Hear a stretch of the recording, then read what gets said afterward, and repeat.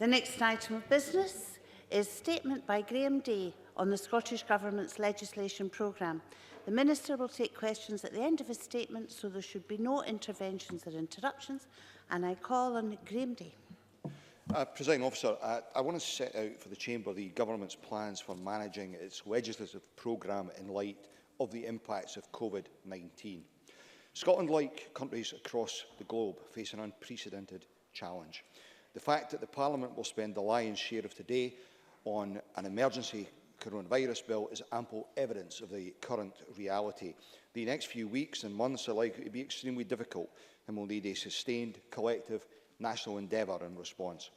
Every organisation, the length and breadth of the country, is having to find creative, innovative and flexible ways to respond to this unique, challenging situation. The Government is no different.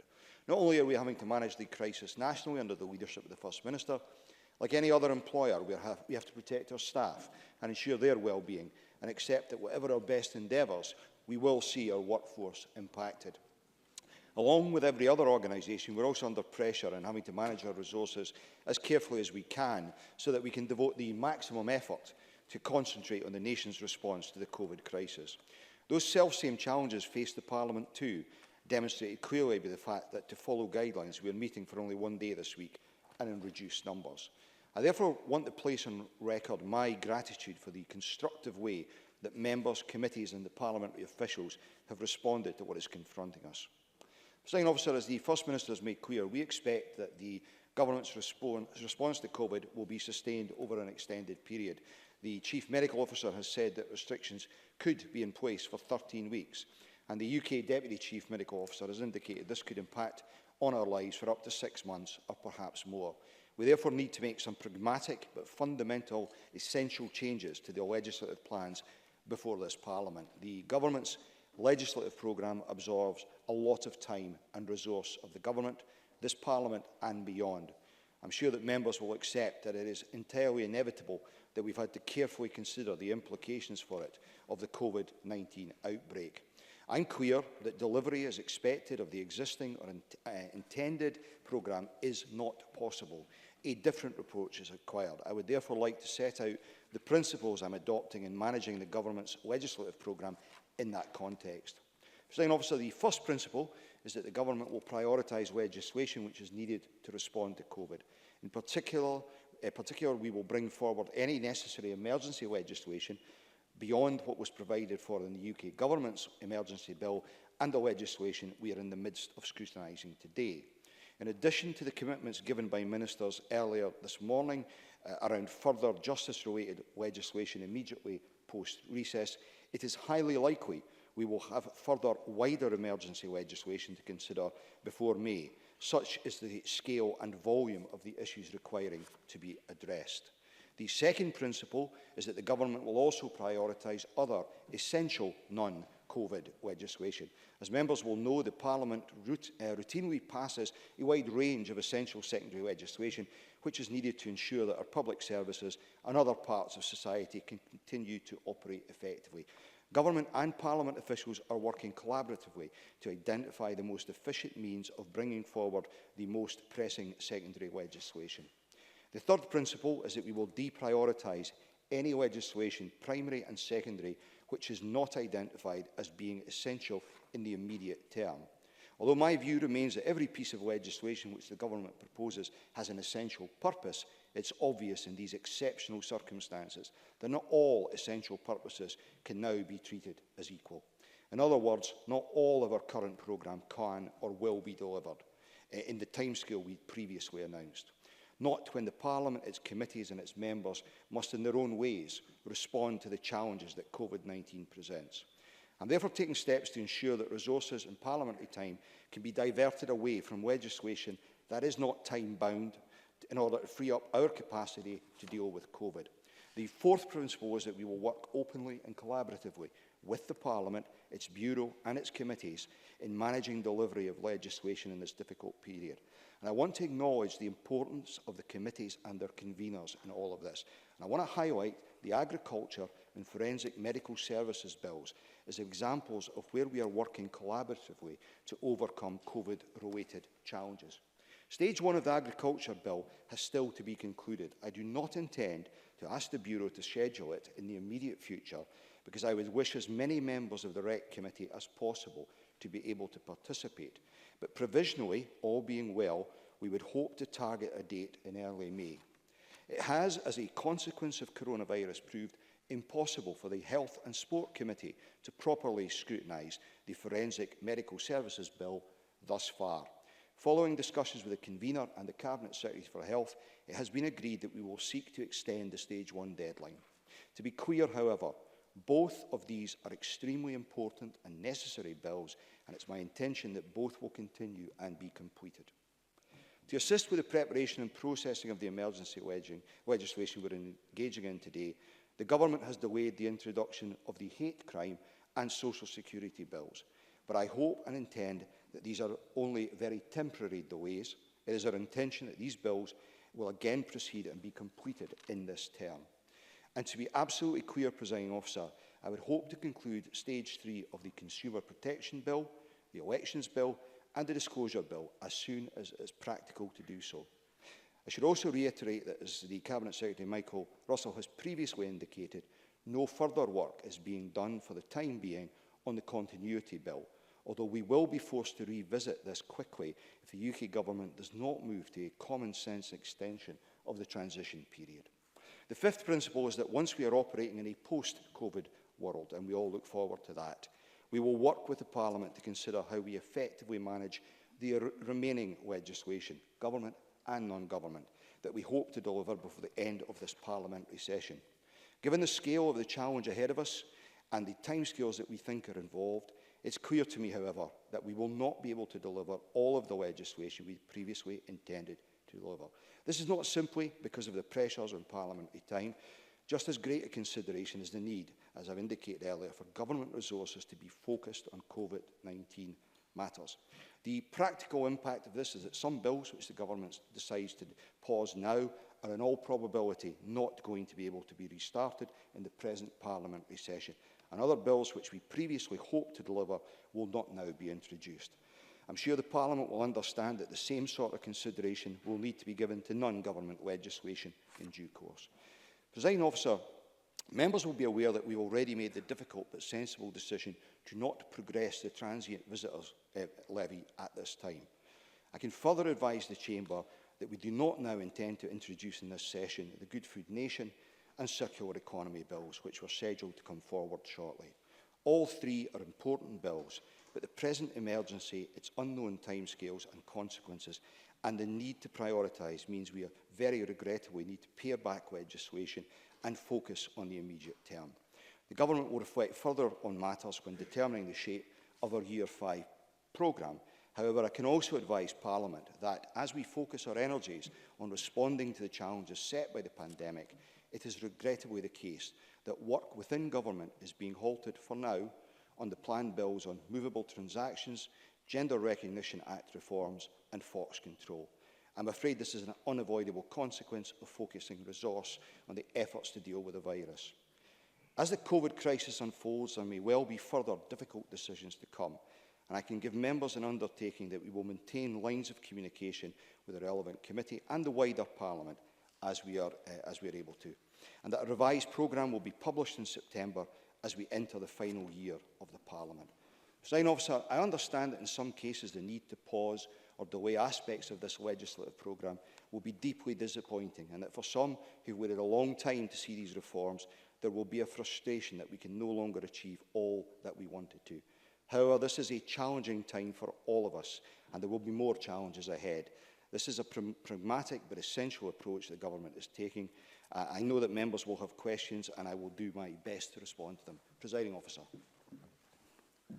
The Minister will now take questions on the issues raised in his statement, and there's around 20 minutes allowed for that. If those who wish to ask questions could press the request to speak buttons, and I call on Liz Smith. Thank you, and can I thank the Minister for the prior sight of his statement, and can I also commend him on both his diligent and very courteous engagement with the opposition parties at what is clearly a very difficult time for us all. I'm sure he will agree that striking the right balance between ensuring that the Parliament abides by government regulations in terms of health advice and social distancing, and also permitting effective scrutiny of the Scottish Government by elected members who, after all, sit in this chamber to represent the best interest of their constituents, is not easy. But it is an essential part of the effective parliamentary business during this COVID-19 period. So may I ask the Minister what measures will be put in place over the coming weeks when the Parliament is not due to sit at all or on a restricted basis to ensure that there is effective scrutiny of the Scottish Government at a time when many constituents are very anxious and asking us important questions? In his statement, the Minister quite rightly set out some of the criteria that he has used to set provisional timescales for their forthcoming legislation, but I wondered if there might be other factors, particularly health factors, which are being considered to address what could be a very lengthy period of COVID-19. And finally, could I ask the Minister at what stage he will review the measures he's proposed in his statement to ensure that Parliament is working as effectively as possible during this very difficult time? Graham Day.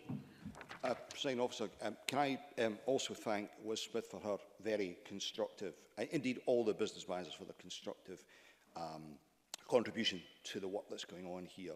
I think she's right to talk about the need to balance social distancing with the ability to hold the Parliament to account. And I'm open to suggestions, indeed I've had one this morning, about different ways of working to ensure that the government is scrutinised and the Parliament can be seen to function as it ought to. So I'm happy to hear other constructive suggestions, because I think this is a time to be innovative and to find ways of working that perhaps we'd never considered before. As regards that flow of information, I recognise that ask. It comes to me from a number of different directions. The government is looking at how we respond to that. One option would be to try and put together some more Q&A type responses.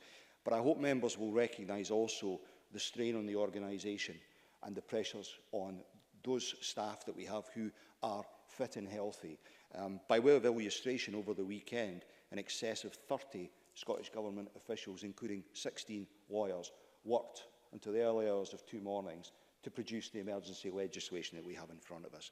And I have a duty of care to them in a health context as well. In terms of the criteria that were deployed, I should be absolutely clear, these are recommendations that I brought forward to the First Minister and the Cabinet.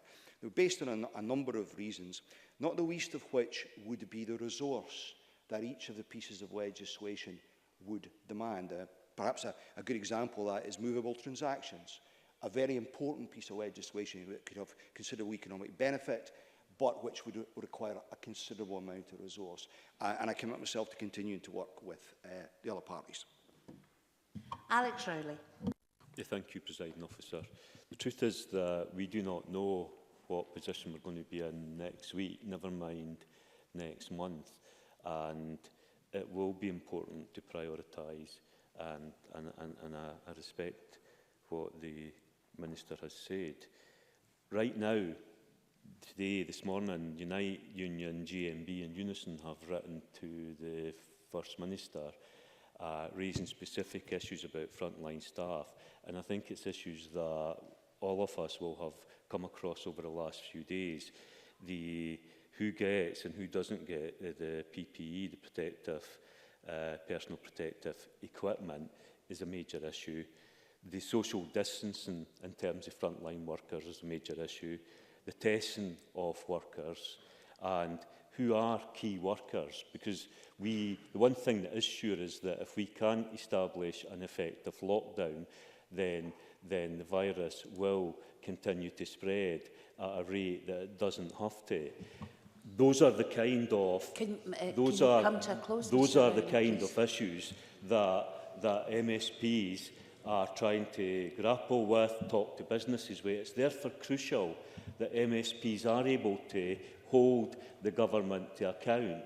The only business for me right now is COVID-19, how we're effectively dealing with the virus, and therefore what will the Minister do to ensure that this Parliament is able to hold the government to account?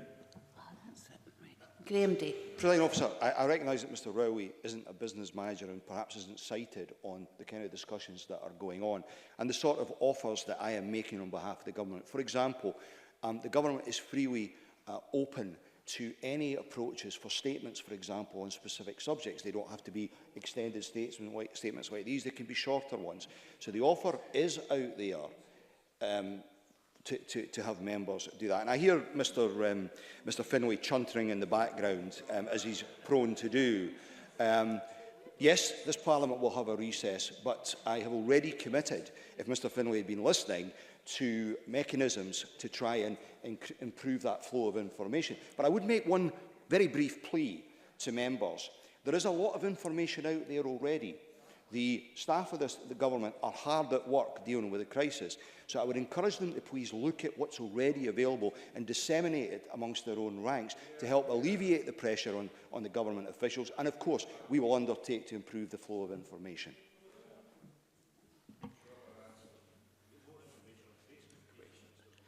Could we just all calm down a wee bit here, please? This is getting very rude and it's not appreciated. Questions, please. Concise questions and answers. Angela Constance, followed by Patrick Harvey.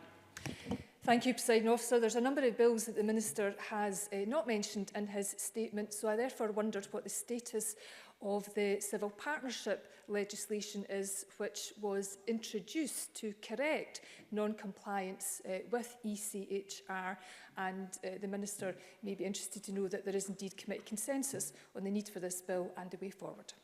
Graham Day. President Officer, the member is absolutely right about the importance of the Civil Partnership Bill. There's a number of bills I didn't mention because they are not in the category of being paused. The Civil Partnership Bill is, of course, essential to resolving an ECHR incompatibility. It's due to proceed to stage 1 in the week commencing May 27th. All being well, we hope to stick to that timetable or something, COVID impacts permitting, like it. Patrick Harvey, followed by Tom Arthur. Thank you. I'm grateful for the statement, and no one would imagine that the current public health emergency would not have a significant impact on the government's legislative programme, but it is deeply regrettable that so much of what is being set aside comprises measures to address the climate and ecological emergency. Surely we should learn from the current situation that we are capable of responding with speed to an emergency if, in fact, we take it seriously. And can I also ask about a human rights issue? One on the GRA reforms, where all political parties in this chamber made clear promises 4 years ago during the election, where it's been repeatedly delayed and consulted upon, and where members of the public found out through anonymous briefings that this was likely to be delayed. Surely at least it is possible for the consultation analysis to be conducted. That can be done by officials working from home or indeed outsourced to university research capacity. Graham Day.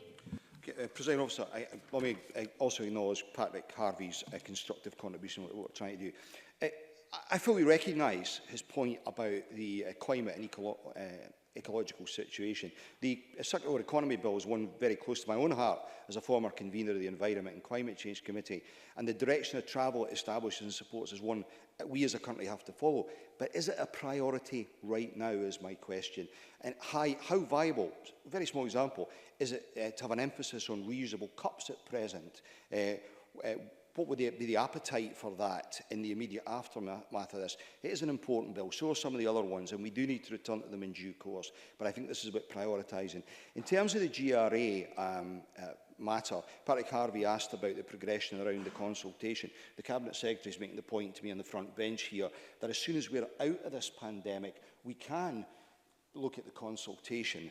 And I recognise that a lot of people will be very disappointed about the announcement today, but I keep going back to the point, this is, I'm afraid, about prioritising for the here and now.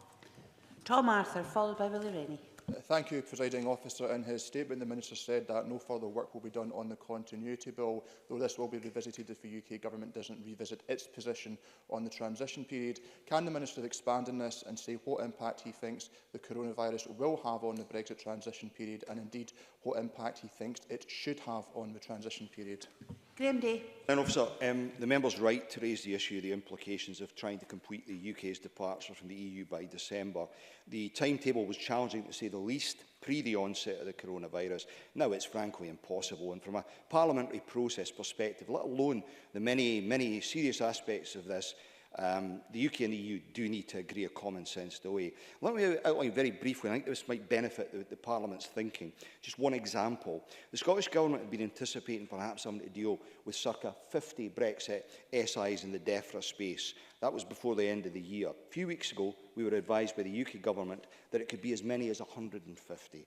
No one, surely in their right mind, would suggest that given the impacts known and currently unknown of COVID-19 on both the governments and this Parliament, that it's in any way realistic to anticipate completing the work to the current timetable. So just as the Scottish Government, I think, is showing common sense and pragmatism today, so the UK Government needs to get real on the transition timetable.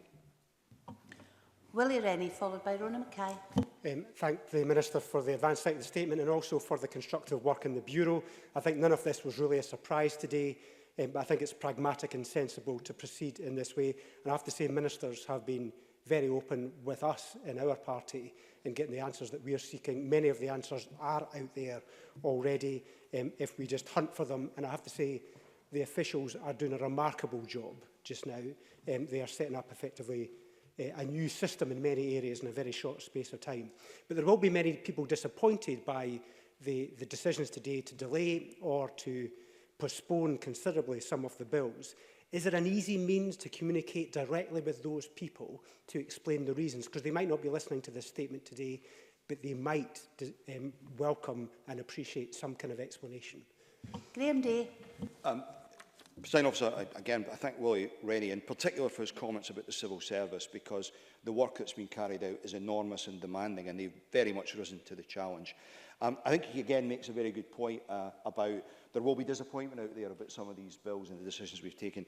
I can tell him that the relevant ministers are currently engaging with their stakeholders on this very subject, explaining the rationale and engaging directly on that. Rona Mackay, followed by Alexander Stewart. Thank you, Presiding Officer. With regard to the hate crime bill, does the Cabinet Secretary agree that it's all our responsibility to tackle hate crime and we shouldn't have to wait for legislation to do so? Graham Day. Presiding, well, first of all, thank you for the promotion. But I think Rona Mackay does make, as many members have done, a very good point. The hate crime bill is coming. It won't be delayed very much. But in the meantime, yes, we can set an example. We can tackle some of the issues that are out there, particularly at this time of national crisis, and remind everybody about the type of country we want to be in Scotland. Alexander Stewart, followed by Richard Lyle. Sector and charitable organisations are very much at the forefront of the public response to COVID-19. These are very much the same organisations that often provide invaluable evidence to committees of this Parliament.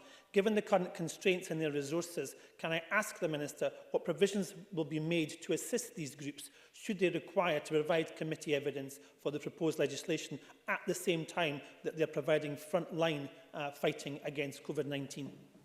Graham Day. That's a very good analysis of the situation, and it's one that's underpinned some of my thinking around the approach that we're taking, because the process of bill development isn't just about the government and Parliament itself.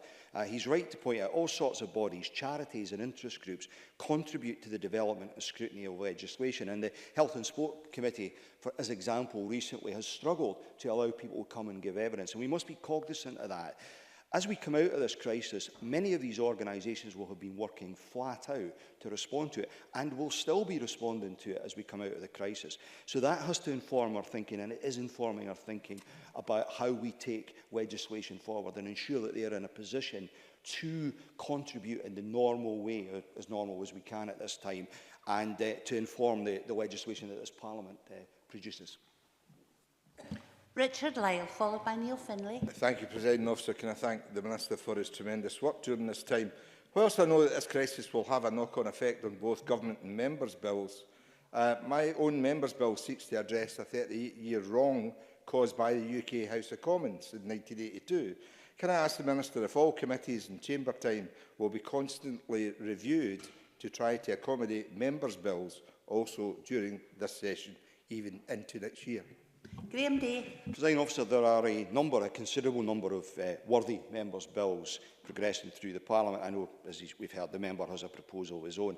But I hope you'll appreciate that as a Minister of this Government, I'm not entirely comfortable expressing a view on how these should proceed or whether they should proceed. Clearly, there's a case to be made that if a number of Scottish Government bills are not to be progressed, then bills in whole or in part might be subject to the same approach in these unprecedented times. But these are matters I believe should be left to the Parliament and the committees to determine. And I've got every faith in the ability of those committees and conveners to come to the right conclusions. Neil Findlay, followed by Willie Coffey. All of this, of course, is understandable, but within the limits of the current parliamentary session. One thing that hasn't been mentioned, of course, is the election. And indeed, I wonder if the Minister could clarify what discussions are going on at the heart of government and if it is indeed even credible or possible for an election to take place with all or any of the provisions of this bill on the statute book. Graham Day. Presiding Officer, having disagreed earlier with Neil Findlay, let me very much welcome his question because it's an entirely valid one. No consideration of this has been given within government, and so it follows no discussion with the Parliament has taken place. Right now, everyone is rightly focused 100% on responding to the challenges posed by COVID-19. The elections are a year off, with more pressing matters to concern ourselves with. And it's worth noting that the measures, however, contained within the emergency bill that we're considering today are the subject of renewal in 6 months' time.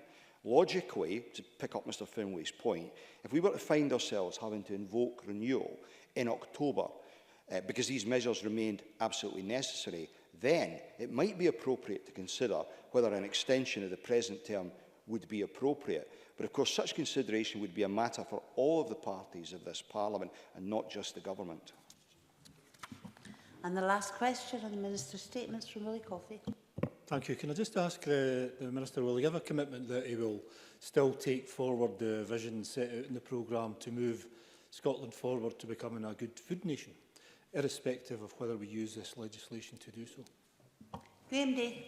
Presiding Officer, the Good Food Nation Bill is designed to underpin the significant work being done already across government to deliver Good Food Nation's ambitions and the specific aims around improving access to nutritional food and the sustainability of our food industry will resonate entirely today and in the current crisis. But I'll ask the Cabinet Secretary to write to Mr Coffey in more specific detail on the perfectly valid issue he raises, because I think there is an opportunity to advance these aims without the legislation. Presiding Officer. That concludes questions on the statement of the Scottish Government's legislation programme, and we will move on to the next item of business, please.